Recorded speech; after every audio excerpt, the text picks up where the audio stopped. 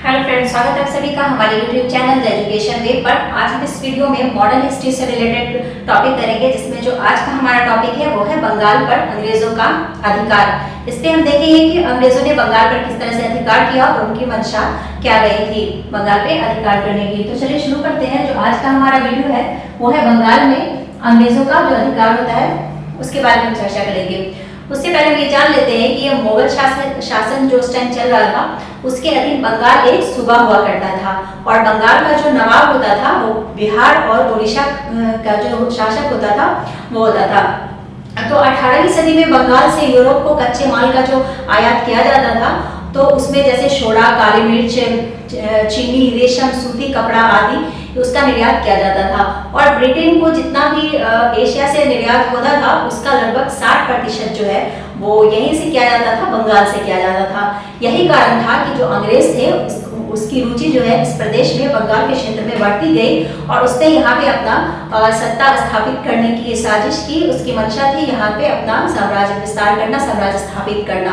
तो चलिए शुरू करते हैं, देखेंगे आज उसी पे कि किस तरह से अंग्रेजों ने बंगाल पे अपना अधिकार बनाया था। पहले देख लेते हैं हम लोग मुर्शीद कुली खान, जो 1717 से 1727 में मुगल शासक फर्रुख शेर द्वारा बंगाल का सूबेदार नियुक्त किया जाता है। जो फर्रुख शेर है उसने मुर्शीद कुली खान को वहां का बंगाल का जो है वो सूबेदार नियुक्त करता है। इसने अपने शासन काल में जागीरदारी प्रणाली को बदलकर जिस्मानी व्यवस्था में बदल दिया। यही जिस्मानी व्यवस्था बाद में जमींदारी व्यवस्था कहलाई। शुजाउद्दीन 1739 तक बंगाल पर शासन किया, और ये जो है मुर्शीद कुली खान का जो है वो दामाद था। ये जो शुजाउद्दीन था ये मुर्शीद कुली खान का दामाद था, और वो 1739 तक बंगाल पर शासन किया। जब इसकी मृत्यु हो जाती है उसके बाद फिर सरफराज खान, जो मुर्शीद कुली खान का बेटा होता है, वो अल्पवर्ष तक इसको गद्दी। अब ये सरफराज खान होता है वो मुर्शीद कुली खान का ये बेटा होता है, और ये अल्पवर्ष के लिए गद्दी पे बैठता है, जिसको अलीवर्दी खान हटाकर नवाब बन जाता है बंगाल का। तो सरफराज खान जो है वो मुर्शीद कुली खान का बेटा होता है, और शुजाउद्दीन जो है वो मुर्शीद कुली खान का दामाद होता है। इसकी मृत्यु 1727 में हो जाती है मुर्शीद कुली खान की। उसके बाद शुजाउद्दीन जो है मुर्शीद कुली खान का दामाद वो नवाब बनता है बंगाल का, और 1739 तक ये शासन करता है बंगाल पे। इसके बाद जो उसका बेटा होता है मुर्शीद कुली खान का सरफराज खान, वो बनता है कुछ समय के लिए, जिसको अलीवर्दी खान द्वारा गद्दी से हटाकर खुद नवाब बनता है अलीवर्दी खान। अलीवर्दी खान 1756 तक नवाब रहता है बंगाल का, और इसकी मृत्यु के बाद इसका उत्तराधिकारी जो है वो सिराजुद्दौला होता है।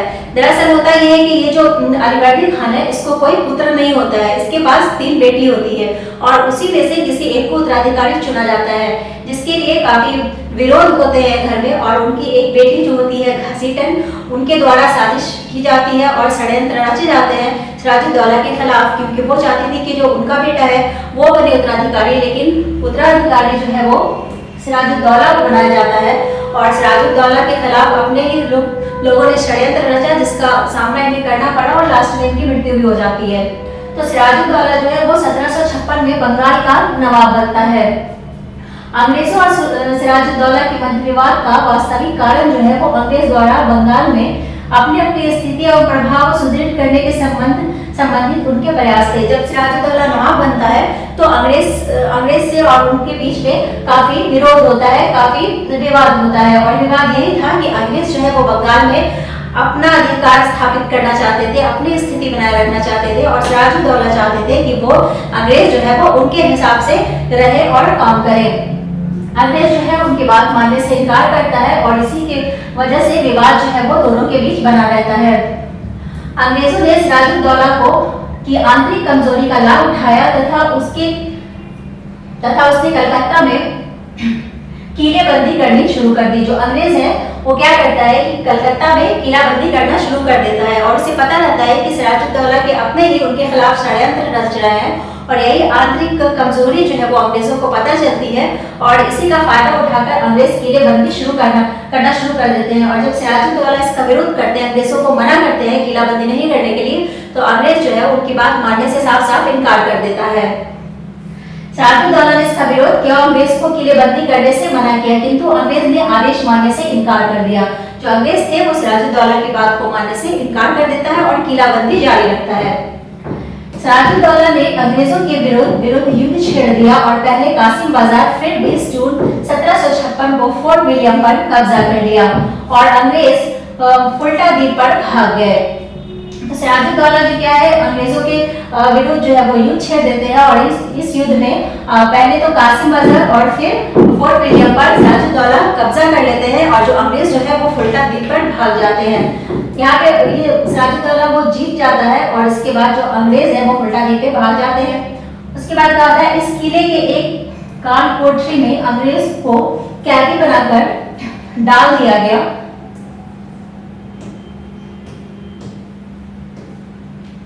काल कोठरी से जिंदा बचे अंग्रेजों को सिराजुद्दौला ने मुक्त कर दिया। ये भी काल कोठरी कांड के नाम से जाना जाता है इसे, जिसमें अंग्रेजों को सिराजुद्दौला ने एक अंधेरी कोठरी में बंद कर दिया था, जिसमें ये मानना है कि बहुत सारे उसमें मर गए थे और जो बचे थे उसको उन्होंने आजाद कर दिया था। मद्रास पहुंची तो एडमिरल वाटसन और क्लाइव के नेतृत्व में अंग्रेजी सेना को कंपनी की सहायता के लिए बंगाल भेजा गया और 1757 में फिर से कलकत्ता पर अधिकार कर लिया जाता है और मार्च 1757 में चंद्रनगर पर आक्रमण कर उस पर भी अधिकार कर लिया गया और सिराजुद्दौला ने अंग्रेजों से अलीनगर की संधि भी कर ली। 23 जून 1757 में सिराजुद्दौला और अंग्रेज के बीच प्लासी का युद्ध हुआ। इस युद्ध में अंग्रेजी सेना का नेतृत्व रॉबर्ट क्लाइव कर रहा था। यहाँ से प्रश्न पूछे जाते हैं कि प्लासी के युद्ध में जो अंग्रेजी सेना थी उसका नेतृत्व किसने किया था, तो रॉबर्ट क्लाइव ने किया था।